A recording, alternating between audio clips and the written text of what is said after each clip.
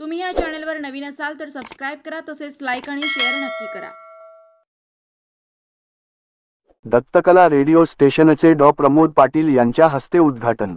स्थानिक संवादाला नवे बळ मिळण्याची शक्यता, डॉ. प्रमोद पाटील। दत्तकला रेडिओ स्टेशनचा उद्देश आणि कार्यपद्धती पाहिल्यानंतर टेक्नॉलॉजीचा पुरेपूर वापर केला आहे, स्थानिक संवादाला नवे बळ दिले आहे।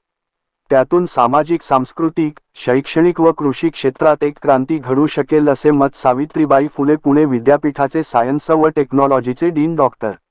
प्रमोद पाटील यांनी व्यक्त केले। शैक्षणिक प्रचार व प्रसार, कृषी विषयक स्थानिक संवाद, सांस्कृतिक अभिव्यक्ती आणि माहिती प्रचार यासाठी एक महत्त्वपूर्ण पाऊल उचलत दत्तकला इंजिनिअरिंग महाविद्यालयाने दत्तकला रेडिओ स्टेशनचे उद्घाटन डीन डॉ. प्रमोद पाटील यांच्या हस्ते करण्यात आले। याप्रसंगी दत्तकला शिक्षण संस्थेचे संस्थापक अध्यक्ष प्राध्यापक रामदास झोळ, सचिव प्राध्यापक माया रामदास झोळ, मुख्य कार्यकारी अधिकारी डॉ. विशाल बाबर, प्राचार्य डॉ. एस. ए. पाटील, डॉ. उषादेवी पाटील आदी उपस्थित होते।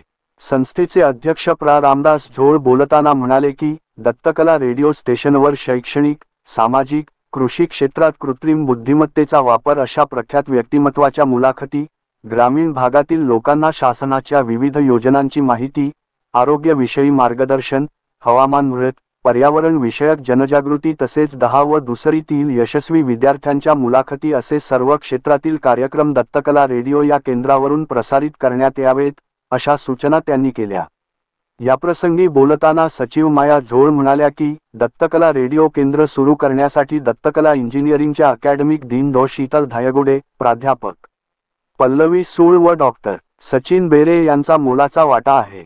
समाजामध्ये बदल घडवण्याच्या दृष्टिकोनातून रेडिओ केंद्राचा उपयोग व्हावा, तसेच परिसरातील विकासाचा आढावा, तसेच महिला सबलीकरणाच्या दृष्टिकोनातून महिलांना वेगवेगळ्या उद्योगांची माहिती दत्तकला रेडिओ केंद्रावरून मिळावी, तसेच हा प्रकल्प स्थानिक जनतेच्या विकासास चालना देणारा ठरावा, अशी अपेक्षा व्यक्त केली। दत्तकला रेडिओ केंद्राचे सर्वत्र कौतुक होत असून सावित्रीबाई फुले पुणे विद्यापीठ संलग्नीकरण असलेल्या महाविद्यालयामधील हे पहिलेच केंद्र आहे।